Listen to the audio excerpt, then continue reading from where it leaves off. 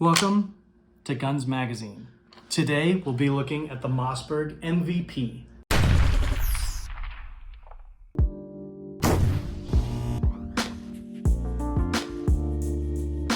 This is the Patrol. There's also a Scout version. It has a 16.25 inch barrel, a capacity of whatever you want because it takes AR magazines.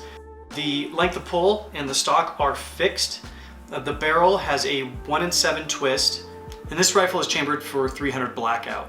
One of the most useful parts of this, other than the AR mags, is it also has this Picatinny rail up top for attaching optics, and it weighs 6.5 pounds. These MSRP for $658. I wanted to thank Freedom Munitions for supplying the ammo for this review. Before we get started on our testing, let's go over what we did to the rifle. So it has a Maven CRS-2 4-16 scope. I love this thing. I'm thinking of doing a video on it even though nobody asked me to because I like it that much. We have a suppressor on the gun. It is a Thunder Beast Ultra 5 with a ModTac clamp-on suppressor shield. If you're unfamiliar with ModTac, we did a first look with them not that long ago. And what that does is it keeps you from burning yourself and gets rid of the mirage when you're shooting long range. Also, we attached a Harris bipod to the sling swivel on the front. It might be a little bit overboard for a bolt action, especially when we put the drum magazine in. The trigger is adjustable. If that's what you like, go ahead. I didn't see any problems with how it came to me.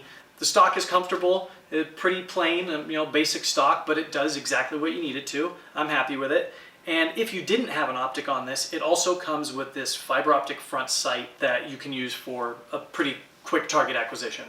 Obviously, we had to zero the scope and get a feel for the gun. Yeah, dude, on. Then we kind of shot it like a modern sporting rifle, fairly close. Again, this is a 300 Blackout, so we kept it around the 50-yard mark and put some hits on paper.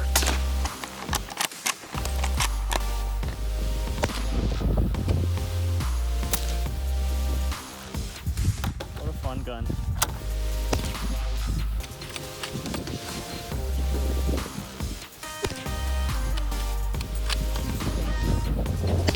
We took the MVP back to 100 yards and shot offhand. We shot seated. Here it is, going hot.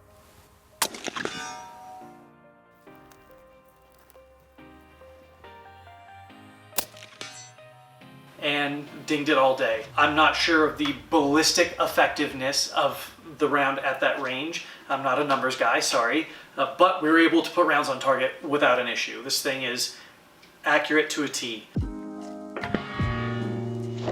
At that 100 yards, everyone there took a standing shot and hit no problem.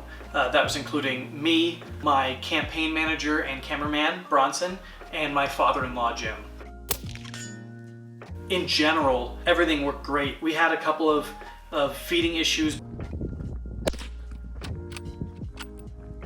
but I think all of that really had to do with the fact that this was shipped to me. I took it out of the box and I went and shot it. We didn't lube it, we didn't clean it, nothing. Brand new rifle too.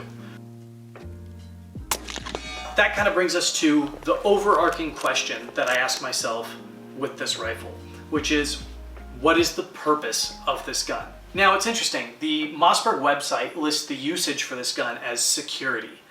I think the usage for this gun is just that it's a lot of fun.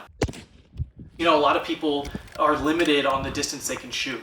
So you could get a gun like this in a 6.5 Creedmoor, but if your furthest range is 200 yards, what's the point? It was also really fun shooting close up.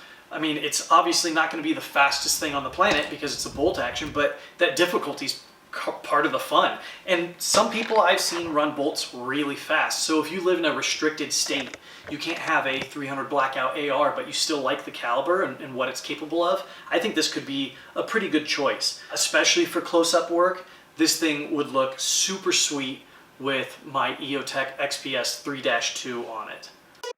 Now, if this was my rifle, this is pretty close to how I would set it up. Within 100 yards, this EOTech is spot on. I've shot out to, I believe it was 325 and hit with no magnification with this exact EOTech, no problem. If you feel like going through the hassle, I would probably chop the barrel and SBR it. I think that with 300 Blackout being optimized for that 8 to 10 inch barrel range, I would bring this all the way up as close to the stock as possible, put a can on it, and this thing would be a solid ranch security fighting rifle. Well, there you have it.